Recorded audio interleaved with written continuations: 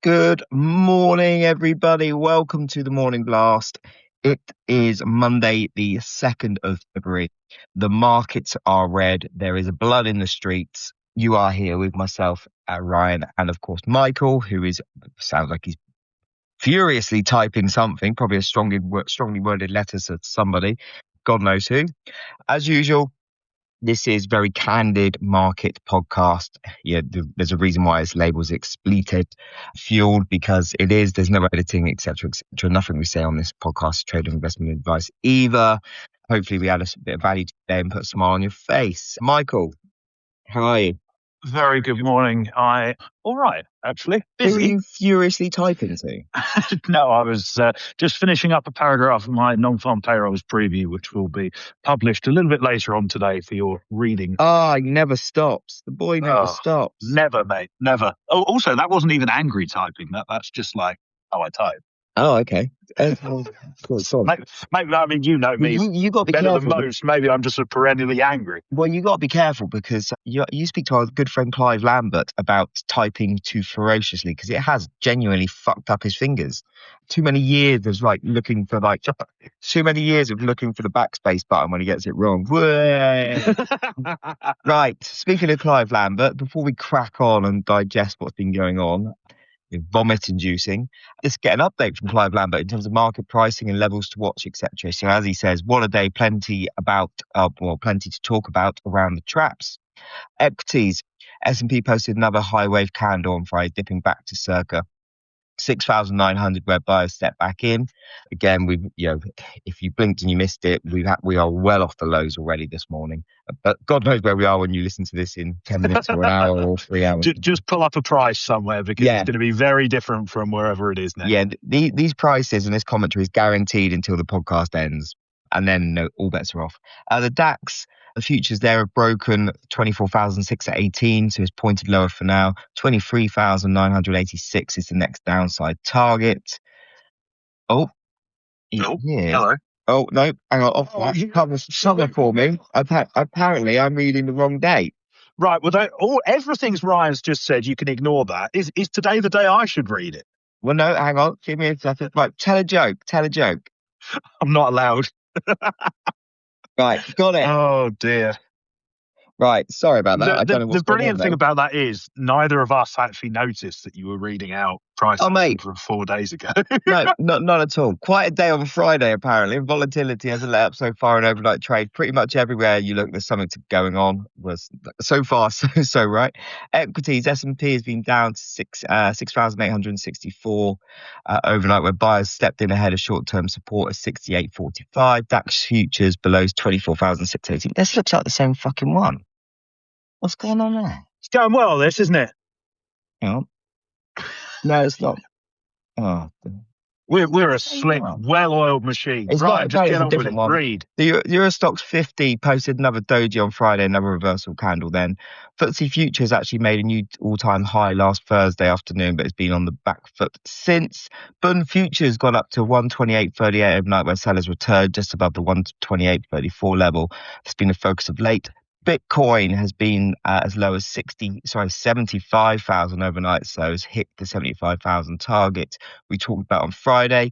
58,000 is the next downside target below that. People must be getting massive squeaky bums in that. Also, I see Michael Salier's bought again, so if it keeps coming off, he prop off that.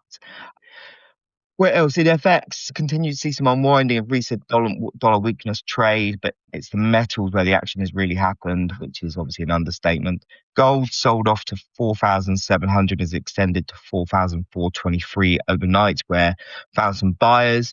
That's a trend support line on the daily chart, so maybe temporary respite there. Silver absolutely smashed on Friday, shedding 35% in one session. This wasn't a fucking manipulated sell-off by banks. Whoever's telling you that, they're talking out their fucking ass. JP Morgan did not smash front month silver just so they could get out of the low. That's not how this works. Please, just ignore people that are telling you that. Bull market and bullshit rumbles on. Oh, it does indeed. The key level is in silver is 82.14. A close below there will see more downside risk according to Clive. So that's the pivot point on that one. Bull's task today is if there's any left, to get back above that 82.14 level, and then to retake the 89.25 level. Platinum Palladium followed suit, although as per warnings at the end of last week, this wasn't entirely a surprise. LME Copper and its peers also showed significant signs of upside rejection at the end of last week. Brent and WTI both posted hanging man candles on Friday. Don't know what that means. This sounds bad, but usually it isn't. Oh, thanks, Clive. Except if you see instant confirmation the next day. We're well offered overnight. So answers on a postcard, please, as to what that means. Yeah, it was all very cryptic today. So maybe you should take a note on occasion. Okay, Clive. TTF, Dutch gas, kicked lower on today, on the open today after posting a green candle on Friday. My opinion is this has just been dragged down by US natural gas, which we had some warmer weather models posted on Friday, released on Friday, which has seen nat gas come off. That's the main reason why nat gas is off so much, not just following suit for the rest of it. EU carbon markets, that's all red again on Friday, but it's back above the 81.53 Fibonacci level where we've been focusing on of late in early trade today. Thanks for that, Clive. I've got there eventually. It's Monday. Yeah, I'm not up to speed yet. Give me a break. Oh, Jesus. Oh, yeah. Sorry, that was just me almost falling off a chair I was trying to sit on. Are you done? Yeah, I'm done. Fuck me, we're slick this morning, aren't we? We really are. Right, where should we start? We may as well start in the metal space, just to kind of put some context around the moves that we saw on Friday. At the close, gold was down by 9%. This is spot, not futures, before anyone comes for me for that one. According to the data I've got by Bloomberg, that was gold's worst day since 2013, and it was the fourth biggest one-day loss since 1980 when Clive started on the floor. Silver, meanwhile, that closed about 26% lower. It was down 36% at the lows, but nevertheless, that 26% one-day decline was the worst day ever, again, at least according to the Bloomberg data that I've got. What I think is arguably most noteworthy about the metals moves that we've seen not only on Friday, but also early doors this morning, because obviously gold and silver have taken another leg lower, as Clive mentioned, is that there hasn't been any sort of major spillover into other asset classes. Yes, there's been a kind of mechanical bid into the dollar. Stocks are a little bit lower, but I think that's got to do more with other factors, which we'll get onto in a second. It's not as if we're seeing a massive deleveraging or degrossing or position traders taking down their position sizing en masse. Again, that might change depending on how the day evolves, but thus far, although the moves have been significant, and that's probably an understatement, they have been relatively contained to the metal space. And I think that's probably quite important, because this doesn't, and again, I don't want to be tempting fate, it is 20 to 9 on Monday morning. It doesn't feel systemic at this point. It feels very, very isolated to the metals complex, whether that be precious metals or the base metals. You say that, but yeah. Everything's down pretty much. Everything's down, but the S&P's down 1%. Well, it was put it this way. It was, NASDAQ got absolute, Zach's just texted me to say NASDAQ absolutely raped, for fuck's sake. And I'm going to get, all right, Zach, we'll do that now, shall we? Because the reason that NASDAQ is down is because everyone's worrying about the AI theme again. Because NVIDIA over the weekend. I wouldn't, I'm going to disagree with you there. You look across the board, so copper screamed like corn off the market. Uranium is massively down overnight. You got Kospi down overnight. These aren't AI trades. Michael, come on. Well, the Kospi is. Well, no, but Michael, this is more than just the stock's down because of this equities. The S&P is down 0.7%. Yeah, that is but hang limited on. impact. Hang on. Anything we see. Hang on. But it's because it's all been sold off because of the market move overnight in Asia. Asia shit the bed on what's going on just in general. There's a lot of weak length being in metals and whatnot. There's been a whole consensus, a whole shift in sentiment overnight in Asia, which has sold everything. It's been one of those, a typical correlation goes to 1 in times of stress. Everything got sold off. You cannot sit there and say that the equities are down, but it's nothing to do with metals being down. I didn't say it was nothing to do with metals. I said the spillover has been relatively limited. That's exactly what I said. Okay, well, I would say it's a bit more than limited, relatively limited, but I do think we'll be closing green in the S&P today at some point, because Well, it's, so do I, again, to be honest. I mean, everyone's just going to come in and what buy I the mean. It's dip. that we've had a moment in Asia where correlations went to one and everything was just getting sold. And now Europe's waking up and it's like, well, how this shouldn't be the case, because it shouldn't be. And this is where we're buying it. So I agree your point that the markets, the contagion shouldn't be there. But we've got to understand that the contagion definitely was there in the Asian session. I think Zach's probably talking his book a bit as well. Well, I think he's right. Get him on. Yeah, sorry, go on, carry on. What I was going to say before that was there wasn't really any kind of obvious catalyst to spark the move lower that we saw in metals, which actually began on Thursday. It kind of kicked off Thursday afternoon, lurched low in gold and silver, recovered a little bit later in the day, sold again during the Asia session on Friday, and then just, it completely fell out of bed into the futures settlement on Friday afternoon. It was really just a combination of everyone was massively long, massively over leveraged, which positions were then forcibly closed out as the market came lower. Coupled with that, no one wanting to catch a falling knife as we moved into the weekend, which further thinned out liquidity and thinned out trading conditions even more. It was just a bit of a perfect storm, really. And, we kind of knew that the market was getting very, very stretched, that we'd come a very long way in a very short space of time. I don't think anyone's going to sit here and say we called the move, because we certainly didn't. And we certainly didn't expect it to be this sort of violent in terms of the unwind that we've seen. But nevertheless, I don't think anyone can be particularly surprised that we've seen quite a lot of the wind come out of the sails of the metals market. What is going to be interesting now as the dust settles and when, because things will stabilize at some point, what will be interesting is what the sort of collateral damage has been, if there is any. There were reports in Bloomberg overnight that apparently some Chinese metals dealer known as the Hat has now gone on the run because he's got all these unfunded margin calls that he can't fulfill. We will see whether there are any other bits and bobs like that sort of come out in the wash as things begin to steady over the next few days. But, right now we're just sort of, I would argue that we just need to wait for metals to become boring again is probably the way to sort of frame things at this moment. God knows how long it'll take before they become boring. But no, but I think to your point about why we collapsed on Thursday, Friday, is that, like we said many times, there was such weak positioning in metals, especially gold and silver. There's a lot of people getting long in the top, say, 10% of that move. Again, over leverage, like you said, and it only takes a couple of stops to go through, and all of a sudden you're getting margin call, and then you're stopped, which then triggers other people to get stopped out.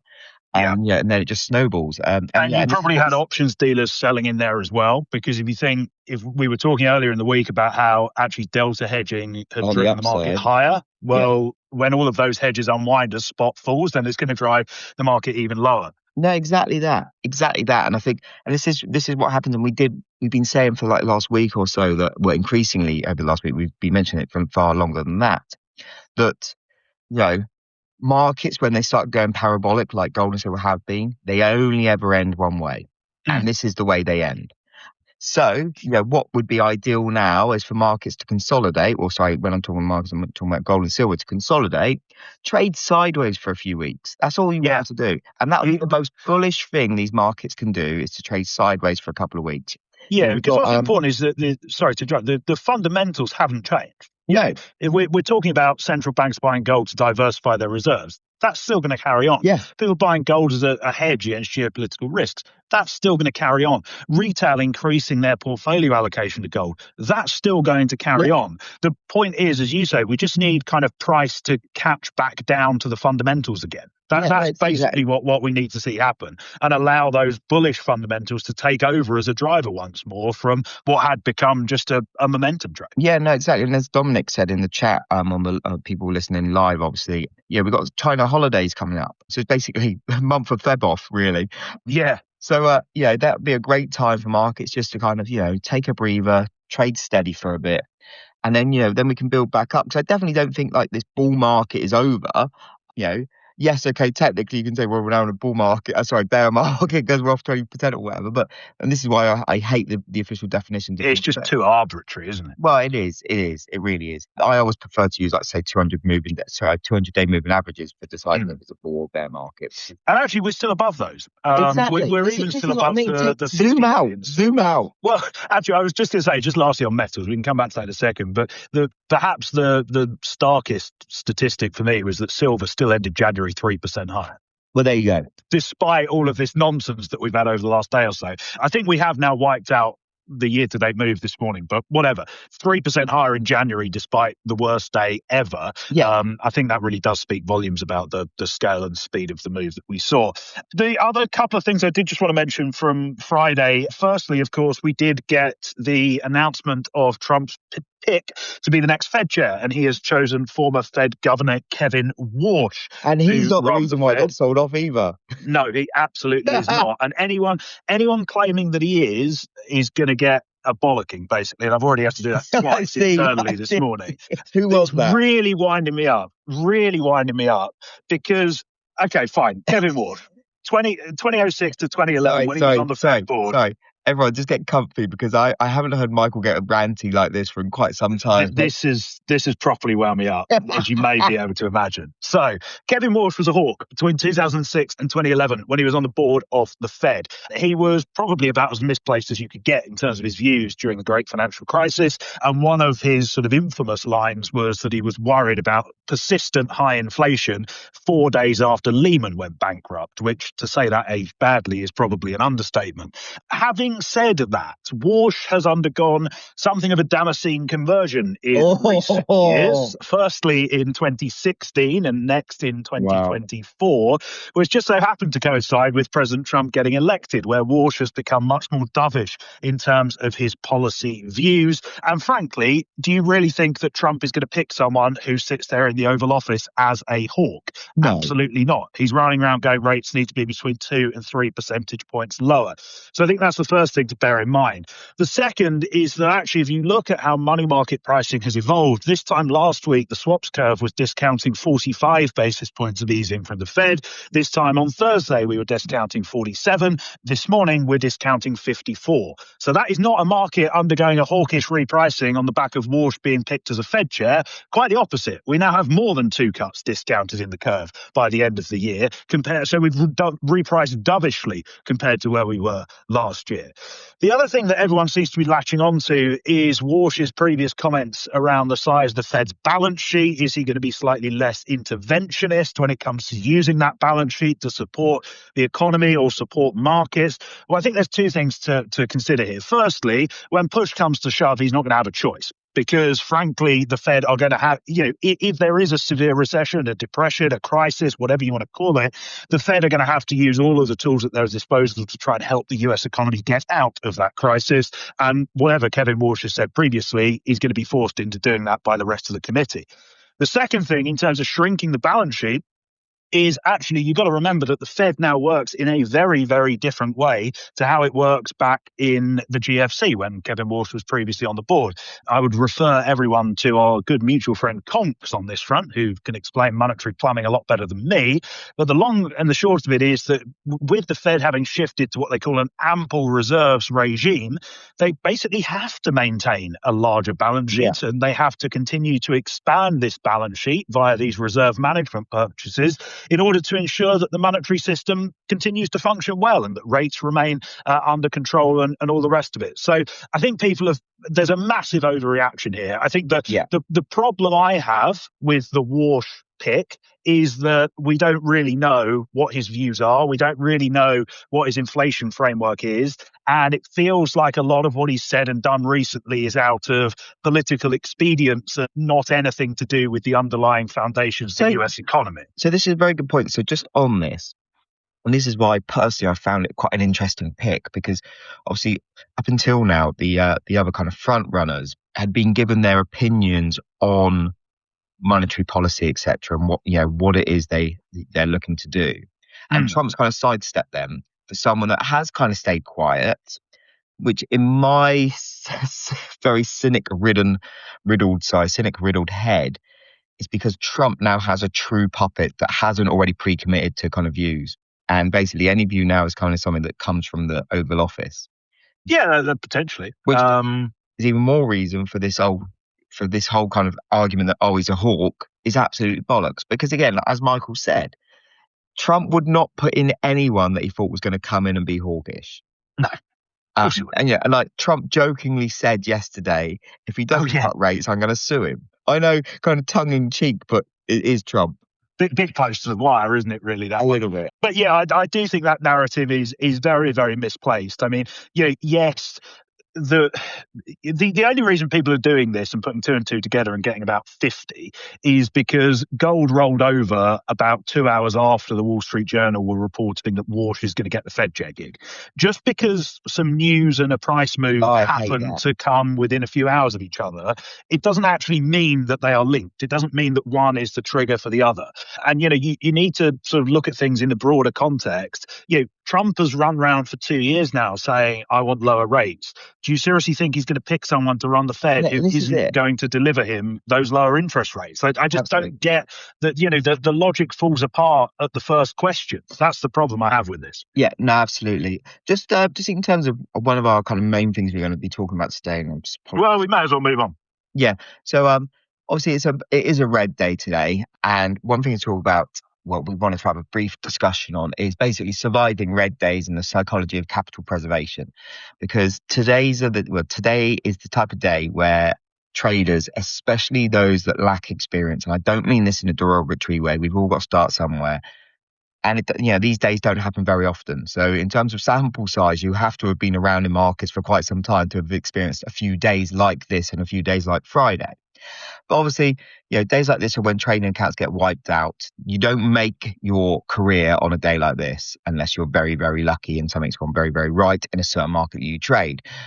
But not from the market move itself, but from how traders respond to it. So the instinct is to make it back or catch the bottom. That destroys more capital than any sell-off ever could, in my personal opinion.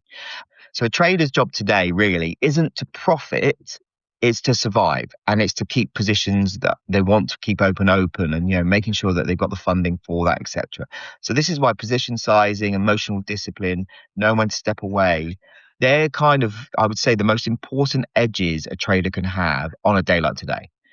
What are your thoughts on this?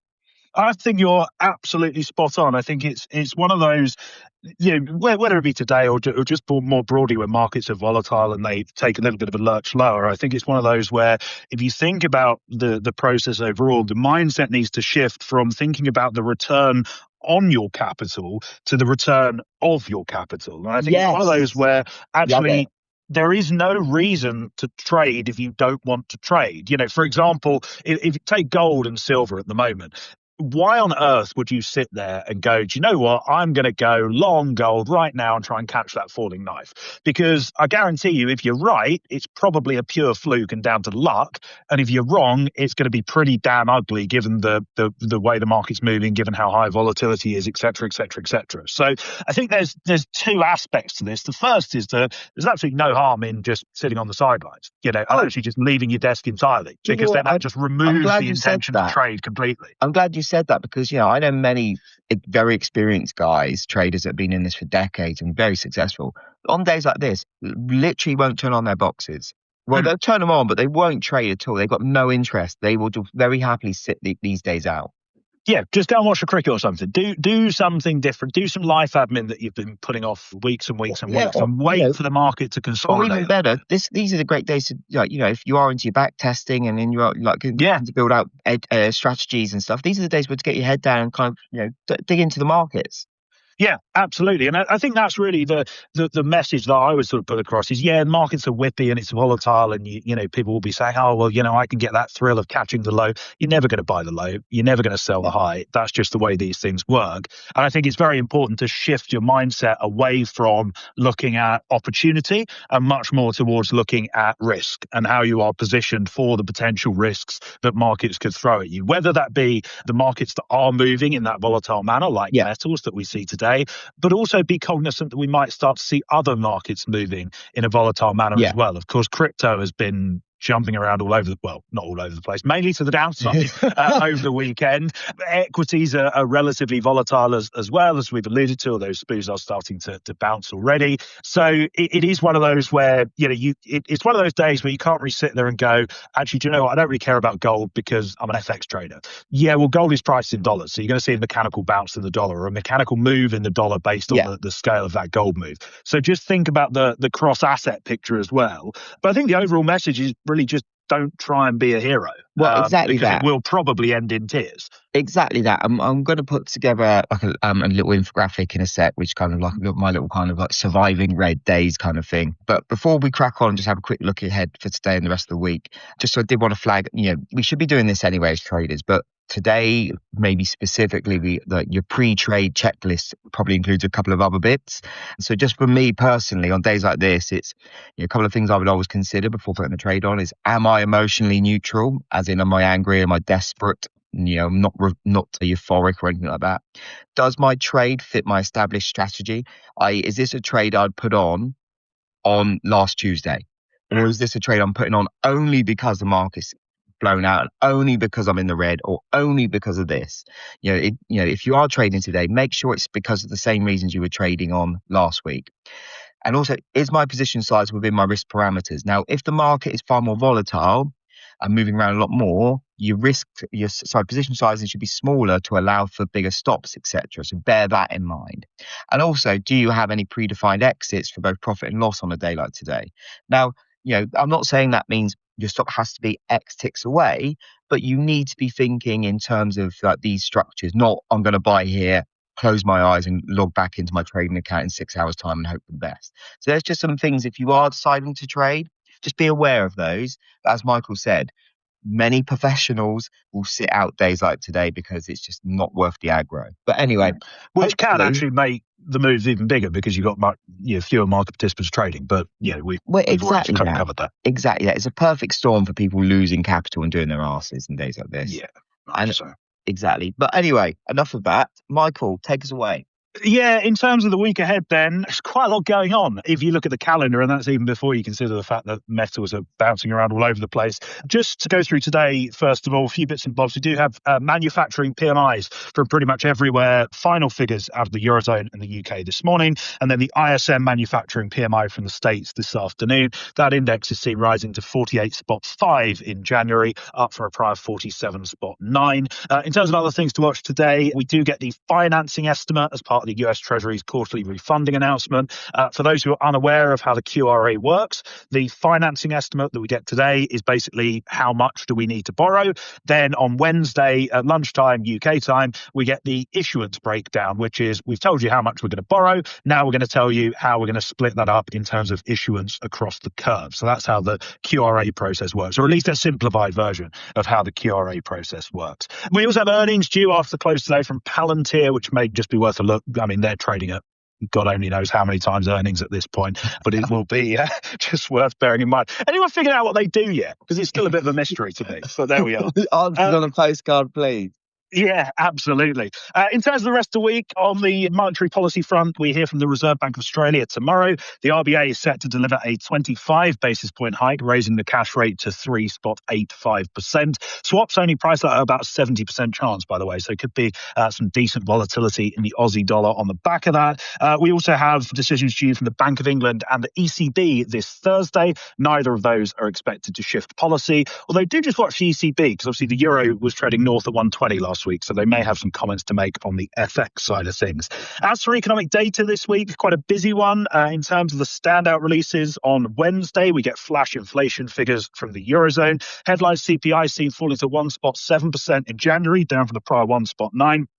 That will largely be due to a base effect stemming from energy prices. We also get a whole host of services PMI figures this week, as well as the January US labour market report. That is, of course, due on Friday, with headline non-farm payrolls seen having risen by 65,000 last month compared to the 50,000 that they rose in December. Sorry, a bit of a mental blank there. And besides that, there are plenty of earnings to focus on as well. The most notable come after the close on Wednesday, when we hear from Alphabet, aka Google, of course, and then after the close on Thursday, when we hear from Amazon. And of course, those are going to be very much in focus after the somewhat subpar figures that we got from the likes of Microsoft last week. Along with that, continued focus on geopolitical events, what's going on in metals, anything that Trump says, also anything that Kevin Walsh says. Of course, he hasn't made any public comments for a while, so it'd be interesting to see whether he has anything to say on the policy outlook.